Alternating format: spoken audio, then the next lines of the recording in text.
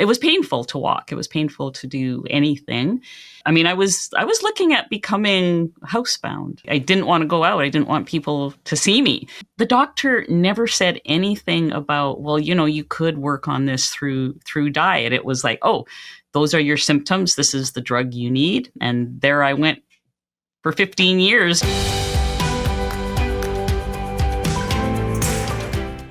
Welcome. Today we have with us Anita, aka KetogenicWoman, I suppose.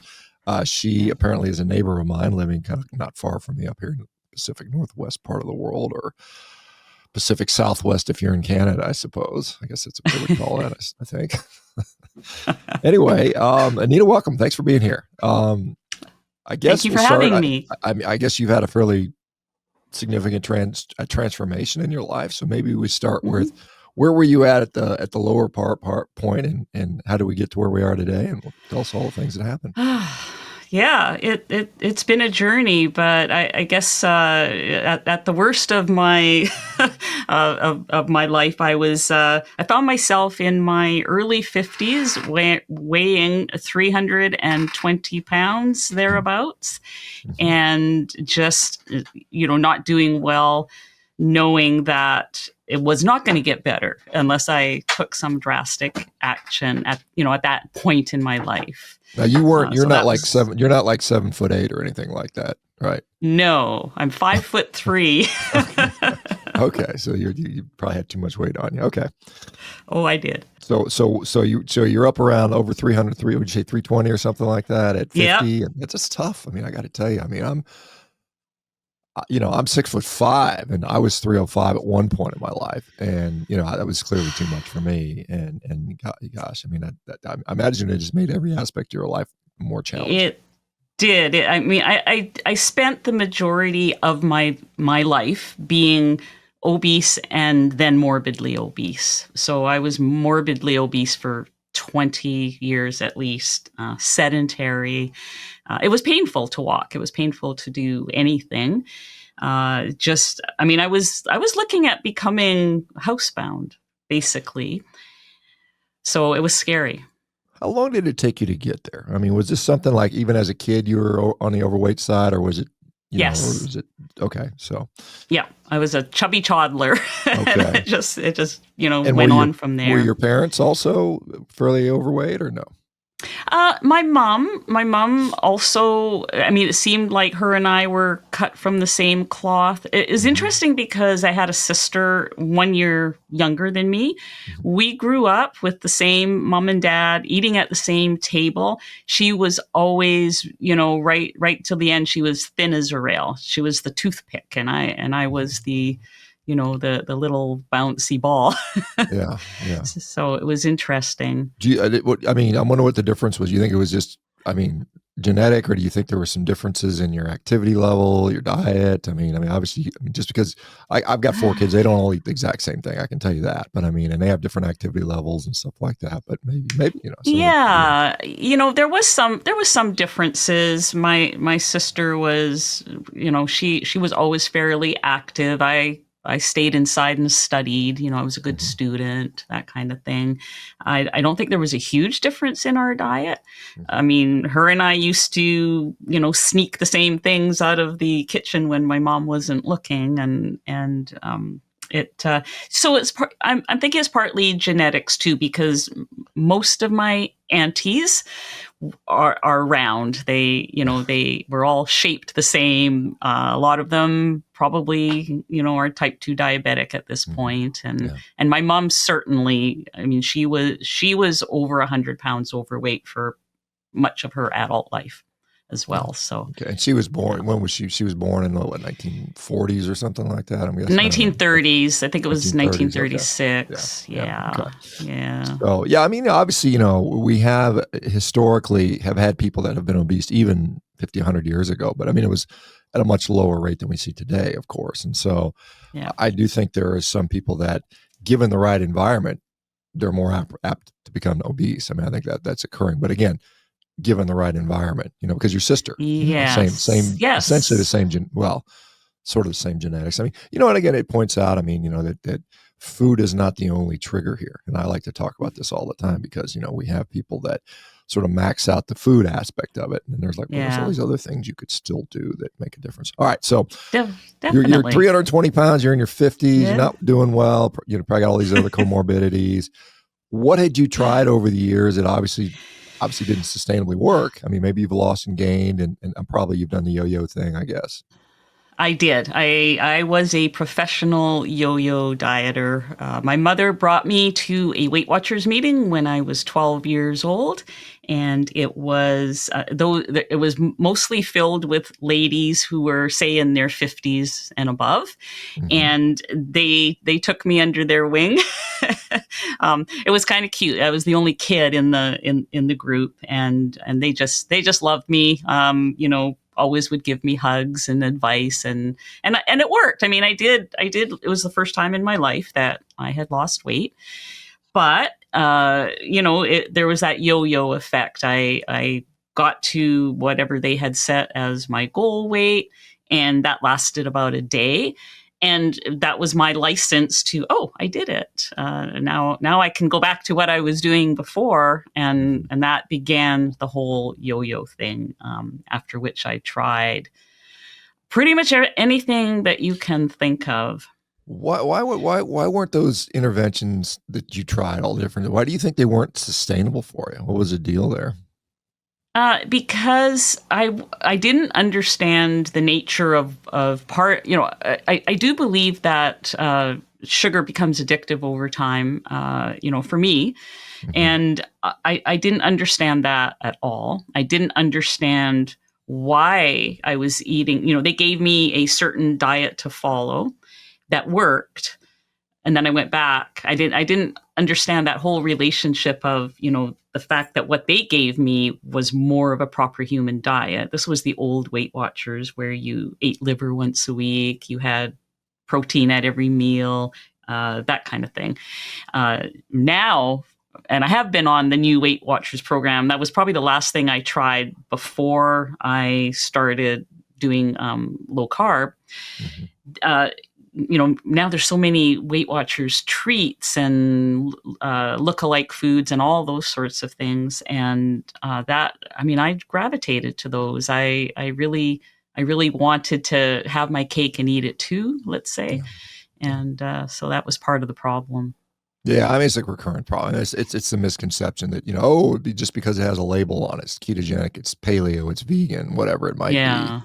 It's junk food still, and you know, it's like, oh, I can rationalize or justify doing this, and it always ends out pretty poorly. I mean, you know, if you're one of those people that can truly moderate really well, and many people aren't, I'm not a moderator. If I eat something, I just eat the whole damn bag or the whole thing if I'm going to do something like that. Unfortunately, you know, I rarely if ever do any of that stuff anymore. But I mean, it's just one of those things where, you know, it's just like some people can have one bite of chocolate and they're fine, but most people can't, I don't think. And I think for a lot of people, it drives appetite. And I've noticed that, you know, personally over the years, anytime I eat any significant amount of carb, I'm starving. I just want to constantly eat. And when I'm not, I'm like totally on board with just being happy and that type of stuff.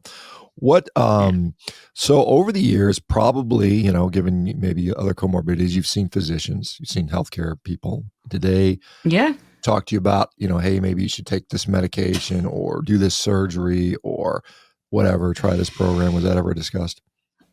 No, they would generally hand me a 1,200 calorie a day diet sheet, and you know, that I was supposed to follow that, and it would fix the problem. It was the you know, move more, eat less, and you'll be fine. Yeah, if you just walk from here to Nebraska, you'll lose the weight. Just go do that. You know.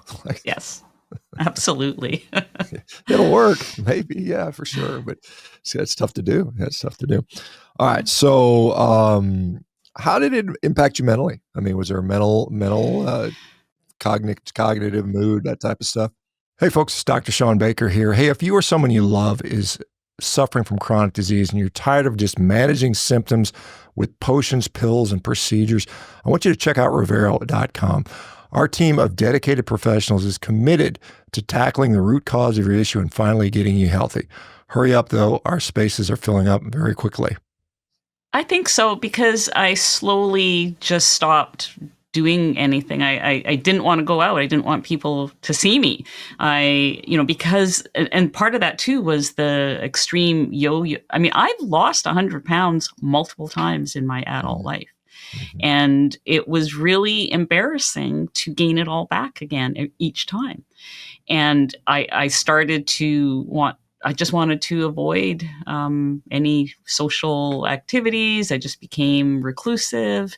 Didn't want to put myself out there at all. It was painful to even walk to the mailbox at the end of the street and pick up the mail or do anything.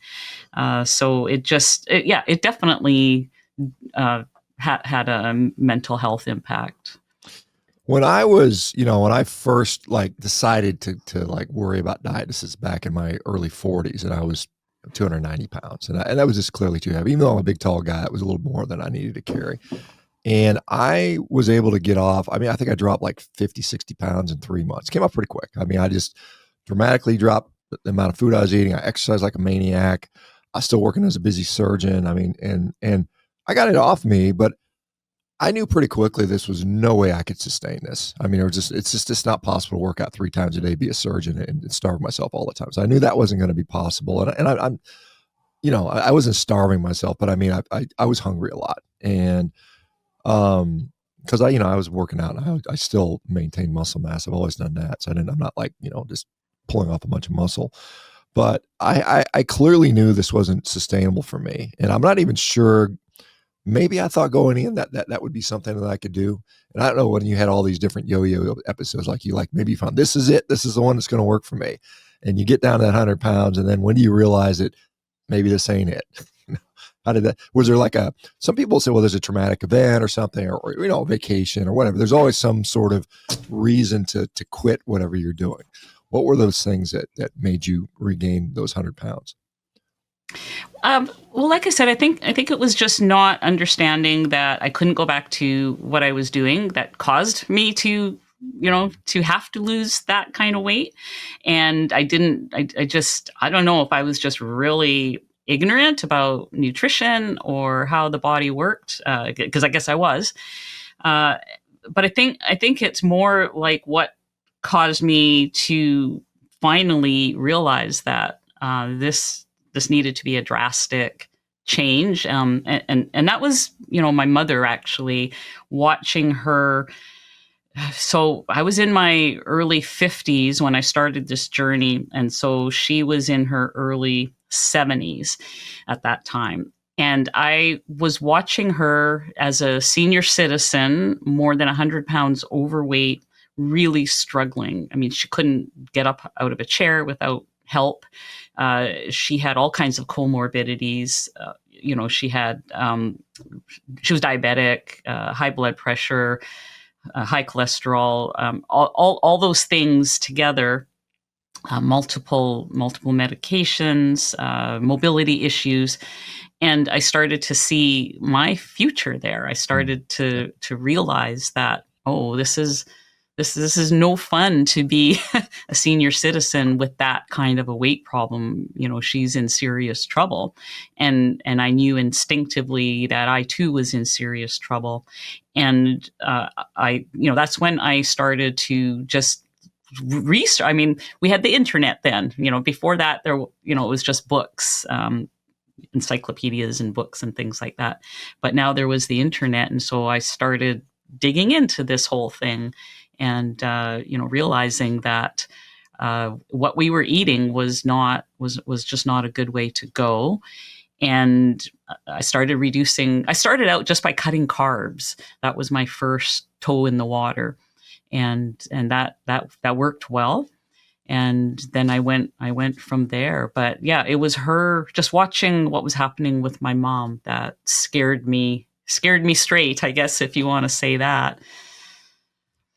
Yeah. Well, it is writing on the wall. And I've seen, I mean, I it's kind of funny as a physician, you would just see the same thing over and over again. He's like, look, this person's probably going to lose their gallbladder. They're probably going to become diabetic. They're probably going to have depression. They're probably going to have knee arthritis. I mean, it was so predictable, to some degree, 80% of it was, and then every once in a while there'll be an exception. So, all right. So all these times that you lost 100 pounds and gained it back, what were the time periods? And how do you know you're not going to gain it all back now? I mean, I just trying to contrast, because Yeah. some people Well, say, well, you can't sustain it. And, or like particularly they'll say, oh, low carb diets, ketogenic diets are not sustainable. Yeah. I mean, I talk to people who've been doing it for 20 years, 30 years, 40 years in some cases. And so why do you think this is different, or maybe it isn't? I don't know. What are your thoughts? well, it is different now. I mean, I'm 67 now, Okay. and so I have been doing this for well, since I was in my early 50s, so over 10 years easily, 12, 13. I don't know. I don't even keep track anymore. But it is different. I've had periods that it didn't all drop off of me this time. Mm-hmm. It wasn't like 3 months later I lost 100 pounds. Being just premenopausal like that, Mm-hmm. immediately it was a much slower weight loss. It was harder to do, and it just came off very slowly but gradually. And I had to really tweak as I went. Just doing low carbs didn't work for, like, it got me started, but then I started reading about keto. Again, the internet played a part. I found a lot of information online about being keto, so I did that, and I started hearing, and reading about carnivore. I got your book. Yours was the first book I ever bought. So, this all was over the course of a few years. I started to learn about optimal health and just started to read and digest everything that I could get my hands on. I just wanted to learn everything about this, and it's been slow. I'm still not at my goal weight, frustratingly enough, but I have lost almost 150 pounds at this point. And I've had periods of time, which is unlike any in my entire adult life, where I always had 3, 4 sizes of clothes in my closet. Right now I have one size, and I generally wear the same size for quite some time before I have to start weeding it Mm-hmm. out. And I feel like I'm learning how to maintain as I go.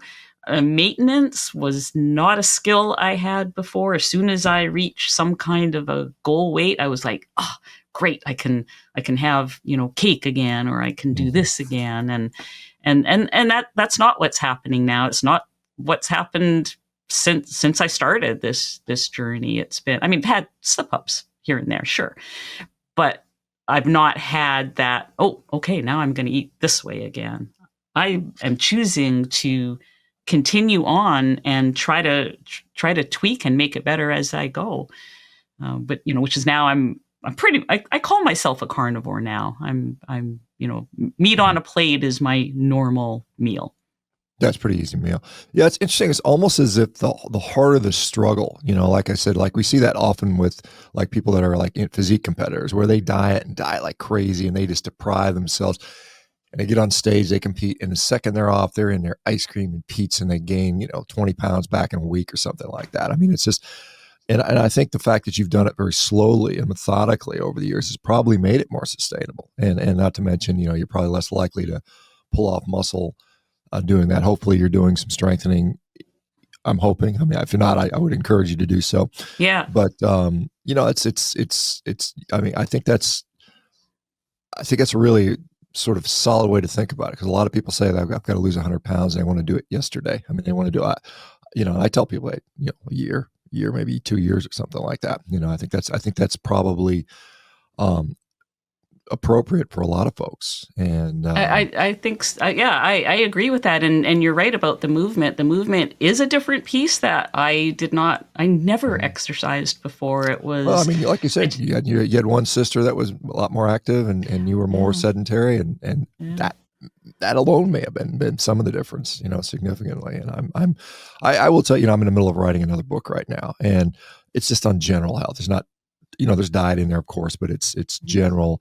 And the more I research this, the more and more convinced I am that movement, particularly exercise related stuff, is so beneficial. I mean, outside of any weight loss benefits it may or may not have, it's just the right thing to do. And if you want to age well, I mean, and like I said, and when you get older, you're more interested in aging well, I think, because I you're like, know. I know. you see that number tick up higher and you're like, oh, I don't know how many of these I got left. So I want to make sure I enjoy those. Some people are just like, the problem is some people, like, if they don't figure this out, then they're just watching the clock and waiting to be done. I mean, it's just like they're sitting there waiting to die, which is horrible. I mean, it's just a horrible situation to be in. And so you've got all this, because you're 67. I mean, you might have 20, 30 years. I mean, who knows? I mean, it's like, I hope so. yeah. I mean, it's, and, I know some people are speculating we're going to be all uploaded into the one singularity and we'll all be living for, I don't know about that stuff, but yeah, good for you. So, okay. So you said you're tending towards carnivore because you mentioned this early on, with keto, you ain't got to go far to find keto junk food. I mean, it's everywhere. You go to any grocery store and there's keto this, keto that, keto garbagey, this and that. And so, oh, well, it's low carb. Yeah, but it's got a bunch of 57,000 ingredients in it. It's garbage. Who wants to eat that stuff? How are you, I guess you said you've transitioned more to carnivore, but how did you negotiate avoiding all that garbage? Did you make, because some people make their own stuff and so they can at least have a little bit of insight into their ingredient. I think cooking for yourself, I mean, it takes more energy than open a package. So at least you're burning a few calories, right?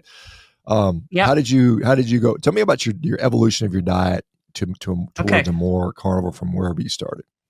Yes. So as I said, I started, just lowering the carbs, 20 carbs a day, and gradually went to keto, and that was great for a while. But you're right about the keto junk food. When I first started keto, was not there.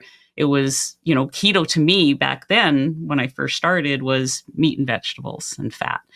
Mm-hmm. But then you started to see all the grocery products. And I have walked into stores where there's an entire section where every box and bag says keto. It's like, I would say now, if you see keto on a box or a bag, run away, because those then became a real problem for me. That's where I started to realize what an addiction I had as well, because I wanted those keto treats. I made keto treats. I had a website and I started putting those keto treats on, recipes on my blog kind of thing. And they did not do me any favors. I started to gain weight again. And I just, that was why when I started reading and hearing, I read your book, I found Kelly Hogan online. This was before YouTube and that kind of thing. And I realized that, I need to get these things out. And the very first thing, I think it was in 2017, I was still doing keto. And the very first thing I eliminated was nuts. Nuts had to go. And eliminating the nuts meant that there was no more almond flour treats. That was really big back then, almond flour treats. So there was no more baking. There was no more buying macadamias from Costco, thinking I'm going to eat an ounce of them. And, you've probably seen their bags of macadamia nuts. I could finish one in a week. And so that all had to, those were the types of things I worked on. So I eliminated nuts I haven't brought them back ever. But my goal was, okay, I'm not going to have a nut for 30 days of any kind. And then I just stayed with that. I just, never went back to those. And then I eliminated something else. So I did a slow transition. Didn't even know that I was going to go carnivore at that point. It wasn't my goal at that point.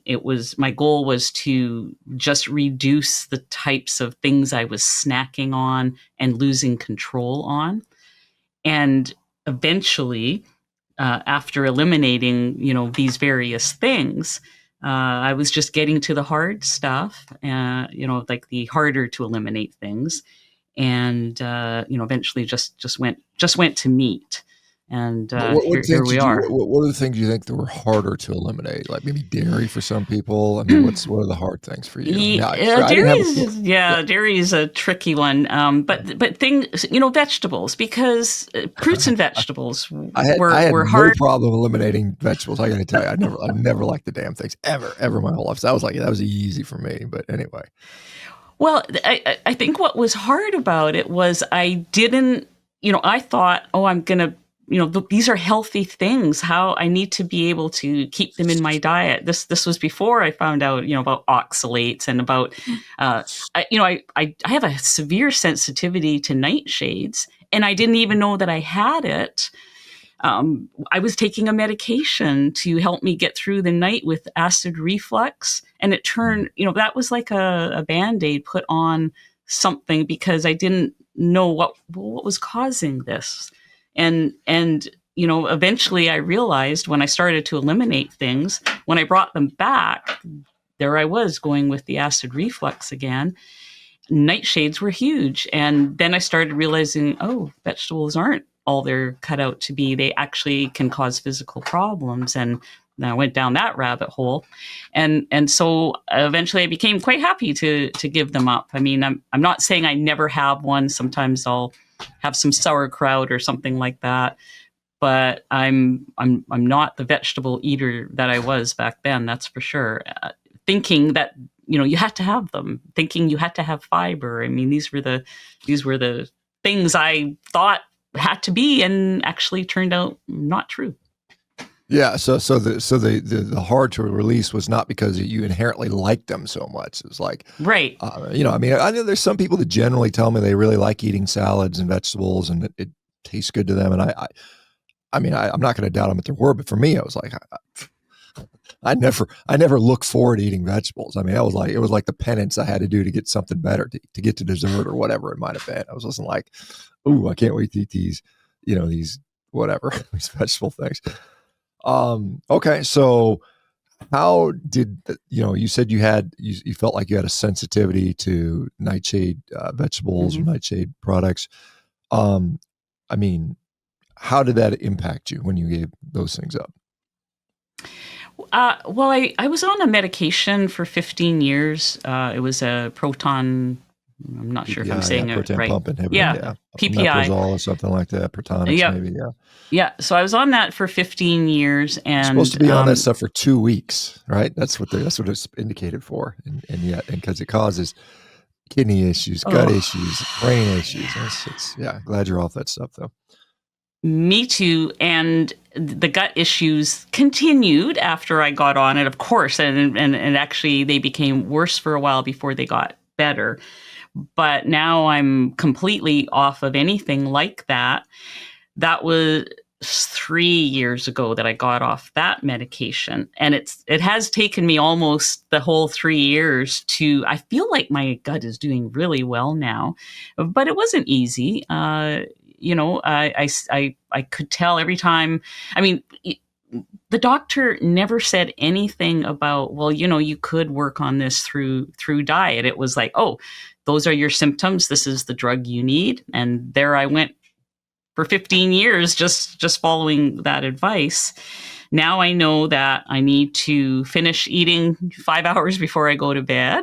I need to avoid most vegetables like the plague, and I avoid all vegetables. I generally don't eat vegetables, unless I'm at a restaurant, someone puts some asparagus on my plate. I have a fondness for asparagus, but that's like once in a blue moon and doesn't seem to affect me. But those nightshades, the first time I was off vegetables for a long time and I had something that had tomatoes in it, I thought I was going to die. I spent 2 or 3 nights with horrible acid reflux again. And so I learned my lessons, through trial and error. But So now, I just make sure I avoid the vegetables that cause it, avoid any foods that I know cause it, even some seasonings. For example, black pepper.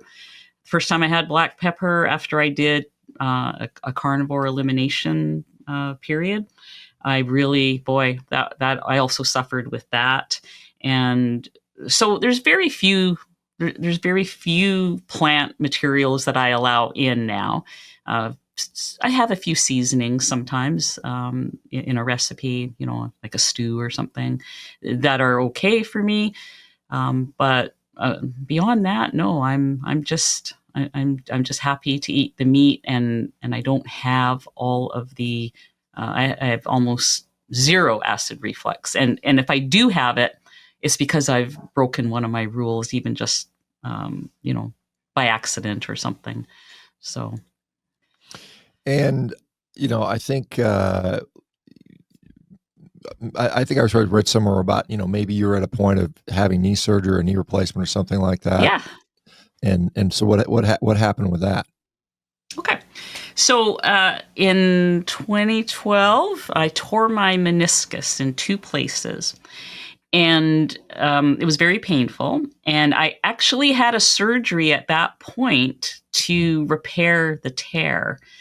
And at that point, the surgeon said, well, we repaired the tear, but there's also a lot of arthritis in your knee, and at that point, I was about 250 pounds. So I was still, I had lost quite a bit of weight, but I was still fairly overweight. And my knee actually was worse after that repair. It was more stiff. I had less mobility in it than before the surgery. So I just lived with it like that.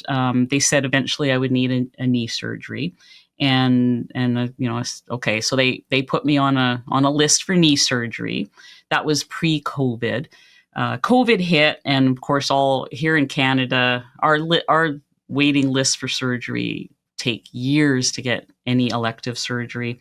And then COVID made that much worse. So it wasn't until about 3 years ago that they contacted me and I was getting higher up on the list. Now, I don't know if you remember this, Dr. Baker, but I was at Meat Stock. I think it was in 2023 or 2024, and you were there. And I sat beside you on the bus going out to the farm, and I asked you, do you remember? I asked you about lick skittle, lick skillet. Lick skillet, yeah, that's that one. Yeah, no, I do, yeah. So we were headed out to the farm, and I thought, I'm sitting beside Dr. Baker. I'm gonna ask. I put on my big girl panties, and I said, okay, I gotta ask him. And so we talked about my knee a little bit, and you said, well, it's the pain that is the indicator for whether or not to have the surgery. And by this time, the pain was so much less, and I was just eating a lot of good fatty meats. I eat a lot of seafood. I've become a huge believer in the omega-3s that you find in canned sardines and fatty salmon, those sorts of items. So I eat a lot of them. And my pain it went from a 7 or 8 down to anywhere between 0 and 2. Yeah. And so after we talked about that a little bit, I thought, I can live with it the way it is now, and I should at the very least delay. So they did call me, and they said, okay, you're getting right to the top of the list. And at that point, I said, this you know is what? Canada. Yeah, I'm thinking about this because I'm thinking in my practice, I'd have somebody in 3 to 6 weeks. We'd have them on the OR schedule. I mean, it's not like years of waiting like you guys have to do. Oh, so. Yeah, here anything elective like that. I mean, unless they bring you in and you're in a trauma from a car accident or something, you're waiting on this. You're waiting, and so when I got to the top of the list and they called me, I said, I can delay this. My knee pain is low right now, and so. Can we just delay this? And they said, yeah, no problem. Call us when you're ready. And I just feel that the longer that I delay this, the better. There's no guarantee it's going to be any better anyways, judging by what happened on my first knee surgery that I had to repair the meniscus. So I delayed it. Well, I mean, like I said, as long as your function is decent and the pain is minimal, I would delay it indefinitely, and I would continue to seek to get stronger. And 67, some people might think that's older, but God, there's people in the 90s getting stronger. So, I mean, it's doable for sure. And there's plenty of data that supports that. So, well, that's good. That's good. This is what I was, it's kind of interesting when I first, this is what literally one of the things that got me interested in nutrition was I was seeing people on ketogenic diets, seeing their knee pain go away that I had on my OR schedule. And I was like, well, hey, if it's not hurting, we don't need to do it right now. Come back when it hurts. And, so a lot of people probably delayed or maybe indefinitely delayed their surgery, which is cool in my view. I think, it's better not to be, if you don't need an operation, better for you. If you don't be on drugs, better for you. I mean, I think those things are pretty, I think most people would agree with that, with a few exceptions, but, so that is, I think an important message, and you are an example of that. So, mentally, how do you feel? How's the mental outlook, things like that, cognition? I feel fantastic. I mean, I get out in nature every day. I go for walks. So that, this is another thing with my knee. I mean, I can do 10,000 steps in a day. Mm-hmm. And I feel like if as long as I can keep getting outside where I live, there's so many beautiful walking trails and places along the ocean that I could go to. And I just love getting out there and getting that fresh air and that hike in, getting those steps in. That, those two things have improved my mental health. I think I'm a very happy, positive person, and I've become a lot more outgoing rather than reclusive. And I'm going to a meetup next Saturday in my area where there'll be, I'll be eating with 12 strangers at a restaurant. So, those are the sorts of things I never would have done before. Flying places, like getting on a plane and flying to Meatstock the last couple of years, and places like that. That's something I would never do. I went on the low carb cruise last year again, Mm-hmm. something I never would have done, even just a few years ago. I didn't want to be in public. I didn't want people to see me. I just didn't. And now I can fit in an airplane seat. I can put the seat belt on without having to ask for an extender. I can sit on any chair in the room and not be afraid it's going to break under me. And, it's completely different.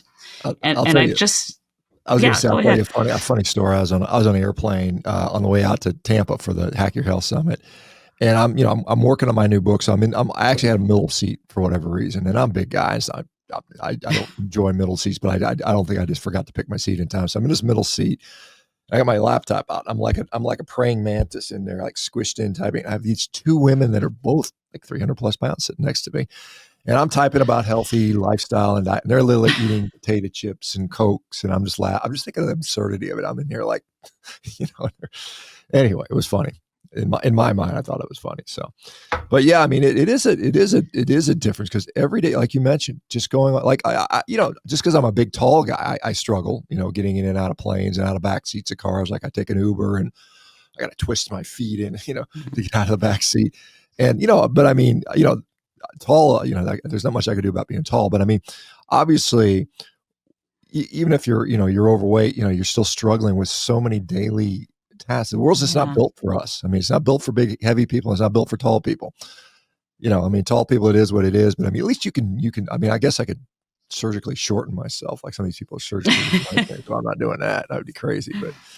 But yeah, so it's got to make, well, I mean, it opens up so much more of the world to you opportunity wise. Cause you might be a point where, oh my God, I can't get up all the stairs, or I don't, like you said, I wouldn't want to travel that far. Now you've got the world as your oyster, so to speak, as they say. I mean, you've got all this opportunity that you have. And then I tell people, because I talk to a lot of, we have patients at Revero, and I'm talking to them and I said, look, let's get you feeling better so you get healthy. And then you got to open the door. Now you got to step through it. You got to go through there and get after life. So sounds like you're doing some of that. That's wonderful, huh? Yeah, that's the thing. Once you start feeling better, you want to start living more healthy. It's like kind of a cycle that if you're feeling really terrible and like you just feel so bloated all the time and overweight, you're tired. No wonder you don't want to go for a walk or do any exercise. Like it just feeds itself, and so getting better, feeling better it really is the first step. Yeah, this is something, and I'm a pretty hardcore guy. I'm happy to push people hard, if it's appropriate. But at the same time, I certainly empathize with people that are in such a dire strait that exercise is painful. I mean, it's literally Mm-hmm. not a pleasant experience. I mean, I love it. I mean, I enjoy. I'm excited. I get to go in today and I get to train. I'm like, oh, I can't wait. I'm thinking of all this stuff. I'm like wanting to learn how to pole vault now because I'm going to do the decathlon. I'm like, I'm trying to figure out where I can get to pole vault training in and stuff like that. But it isn't that way when you feel bad. It's Right. just a different mindset. It's like, oh, my knee hurts. Well, I don't want to go do squats. My knee hurts. It's not going to be a fun experience for me. It's like going to the dentist. It's like no one volunteers to get your teeth drilled on or whatever.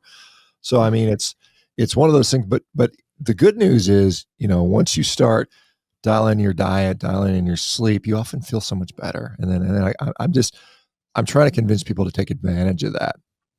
And because I go to these conferences, I go to these keto cons, and for years it would be like the same people that never changed. I mean, it's like, they lost 50 pounds, are still 100 pounds overweight, and they're still there. I'm like, you got to change more. You got to start doing something. So good for you for doing that. So what has been the negatives that you've experienced since going low carb, ketogenic, and now mostly carnivore? Is there many major negatives for you? No, I can't think of a single negative thing. I honestly, I mean, everything's easier. Everything from just living a daily life, going grocery shopping. My grocery shopping trips. I just take one bag, and I'm at the meat aisle, and the only other aisle I go down is the where they keep the canned fish, because I do eat a lot of that, Mhm. and that's it. You know everything is so much easier. You wouldn't think, looking at my kitchen, though, because I have every gadget under the sun. That's where my addiction goes now, is getting all the different kitchen tools and gadgets. But it's not food. It's not food. I just like to cook things different ways, Yeah. and I really enjoy that. So I think of like the gadgets. I think would be cool because I don't have one. It would be like one of those flamethrowers. I've seen people like they'll finish out a steak, sear it with like a big flamethrower, just because it'd be cool. My wife would go probably want to kill me because she's like, "Don't, you're going to burn the house down." But yeah, that's kind of neat. Did you were you ever like a foodie experimental cooker? A lot of people ketogenic diets, they start making all these crazy keto pizzas and keto cheesecakes and keto cookies and yeah. keto breads and keto pastas and God knows what. Was that you at some point? Yes, I Okay. did all of that. I did all of that. And yeah, I do. I enjoy part of the thing is, I really do enjoy cooking, and I really do enjoy being in the kitchen. It's a creative outlet, bit of therapy. I try to do more out in the yard now, gardening, landscaping, that kind of thing. But I do still enjoy cooking, and you'd be surprised how many people don't know that there's more than one or two cuts of meat, and don't know how to prepare all the various cuts of meat. So, that's kind of what I do now, is teaching other people how to enjoy all the, rainbow of carnivore foods at your disposal, how to cook them and prepare them. And as opposed to, the the pizzas and the desserts and things like that. I've done all that, and it was fun, but it didn't serve me as well as just keeping it simple. And so I'm trying to just keep it simple, 99% of the time. And but they don't seem to teach cooking in school anymore. I know when I went to high school, Home it was a ec. required course, home Yeah. ec. Yeah. Yeah, Yeah. Yeah. I, I remember. I Yeah. I did that. I don't think they have that I anymore, think because many schools have abandoned that, and it is a shame yeah, because it's a valuable life skill. And this is, one of the things when I'm the book I'm writing, we talk about, the necessity of making sure your kids know how to feed themselves or learn how to cook. I grew up in a household where my mom is 5'1" and she's tiny, tiny woman, right? And her belief was that food was kind of a waste of money. I'm like this 6'5" guy. What are you talking about? And she was not a very good cook. I love my mom, but Mom, you weren't that very good of a cook. She knows it. She'll lie to me. She hates cooking, right? And so I didn't really learn to cook, until much later into my life. I mean, you could heat up stuff in a package and make, ground beef in a pan or stuff like that. But I never got like for instance, I'm embarrassed to admit this. I don't think I was good at cooking steaks until I was probably in my mid 40s. That's embarrassing. I mean, I should have been doing that when I was a 12-year-old kid, quite honestly, and my kids can, I'm like, here's how you do this stuff. So, yeah. So what's your favorite thing to eat these days now? What do you like, since you're very, very, you've got a slimmer menu, but I mean, I'm sure you got things you really love. I do. I mean, I really like to have, I think my favorite cut of steak is the sirloin cap. Okay. I like ribeyes, Culotte or sure. picanha, Yeah, that's right. That's right. That, not a lot of people know that name, other name for it. Here in Canada, that is the name that is usually on it, and I never knew what that was. And I'm so glad I tried it, because it is one of my favorite cuts. And Yeah. sometimes I make the whole roast, or I'll slice it into steaks. Mm-hmm. I do like ribeye. I don't eat very much chicken. I've stopped eating bacon. It's a once in a while treat rather than a daily thing now for me. Yeah, I mean, it's interesting. I've noticed that, because bacon tastes good. I mean, there's no denying that. I like it, but when I went carnivore, I just didn't really want it that much. It was like, yeah, maybe once I'll throw in a burger occasionally, but I probably eat easily less than 1% of my diet is bacon. Probably not even 0.5%, something like that. Once in a while, yeah, it's fine. But I'm not the guy. Like, I know there's people that eat it every day. I mean, there's breakfast every day, pound of bacon, and some of them they do fine with that, I guess. But I'm like you. Yep. I'm and it's, bacon makes a mess in many ways. I mean, obviously you can bake it in a pan and it's not as messy, but, so, okay. So, well, unfortunately we're running out of time here. So where are you on social media? Do you have like a social media thing that you use? Are you sharing I do. stuff? Where would that be? Yeah. I have a YouTube channel. This is where I teach people how to make that proper steak and how to do those sorts of things. And I have a weekly live stream where I do mindset stuff, because I find that with people in my age group, I really want them to know that it is not too late. If you're 50, 60, 70, and I have 80 and 85-year-olds in my group that are, they're just working on this. They're starting to have a proper human diet. And I just love that. And so mindset is a very important thing. And it's, when you start seeing some of the older folks, you get people in their 80s and they do that, it is amazing how transformative it can be for them if they can manage to do it. It's because they've got so much accumulated, decay and degeneration, and bodies is beat up, and then it's just like suddenly you feed them right, and it's like their eyes turn back on and their brain starts working again, and they're like, wow, I'm not dead yet. I can live for a little bit longer. Yes, that is pretty amazing for sure. Oh, one other question I had for you, because you're up in Canada, and obviously here. Even in the U.S. now, people are talking about, meat prices have gone up significantly over the last, certainly 5 years or so. Is that prohibitive for you? I mean, how hard is it to do a carnivorous style diet in Canada right now? It's not, I mean, it's not prohibitive, but you can definitely see the difference in the prices. I mean, I'm paying, I like the organic butter, and so I pay the $8.99 a pound for it. Ground beef is between $6.99, $7.99 a pound. Is that Canadian dollars, or what is that? That's Canadian dollars. So add 30% on top of that. The prices are quite ridiculous, but meat is so filling that I still think it is cheaper than a standard American diet or a paleo or keto diet where you're bringing in all those other expensive ingredients. I think if you stick to the basics, you can, it is. It's cost effective. Yeah, I mean, it's the most concentrated way to get nutrition. I mean, everything else is like half it goes in the toilet. So you're like, well, I'm feeding my toilet better than I'm feeding myself. In some cases, you eat all this fibrous organic fruits and vegetables. I mean, literally a significant portion of that ends up in the toilet, and it's just like, okay, well, that's a bit of a waste of money. Well, Anita, thank you for doing this. It's been wonderful chatting with you. And Vert, I know we talked. Are you going to Meatstock again this year or no? Yes, I am. I'll be there. Then. Yeah, I'll be there. I just saw Scott. Scott, the organizer at Yes, I love Tampa. Scott. Yeah, Nice yeah. guy. So he had a little event in His conjunction salt, with that. the new, yep. Yeah, he's got a salt company now. Yes. Salter, I think is what it's called. I can't remember. Yep. There's several now out there. There's like Salty and Salter, and Yeah. anyway, Yeah. so there's a few coming out. So, all right, Anita, we'll have a wonderful day. Try to stay dry. I'm sure it's rainy and cold like it is where I'm at, and we're not far away. Or maybe you got some sunshine. We have the today. same weather exactly. It's Yeah, rainy I and mean, cold out there. It was tough leaving 78 degrees and perfect I in bet. Tampa to land last night. It's 41 and rainy. I got in about 1 o'clock in the morning last night, so I'm like a little still trying to wake up fully. But anyway, got to start the week. Anyway, thanks for doing this, Anita. Appreciate it. Thank you so much for having me. It's been a pleasure.